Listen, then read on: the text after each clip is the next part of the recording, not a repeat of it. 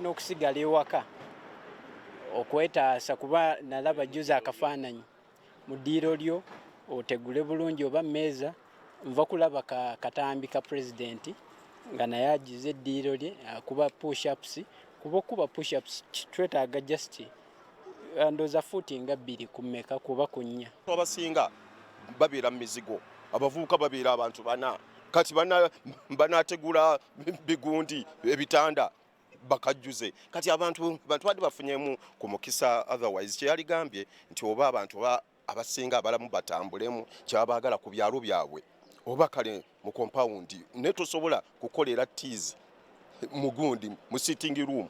Abamu babadde bakiyisizaawo kiteeka okubeera ng'akwata abaana 8 n'abateeka mu kasaawe ne babuukabuuka ne bakasuka emikono ne bakola ki bwe bawandula amalusu bakola ki. Ekyo nange nagenza okusanga musajja abadde mutuufu.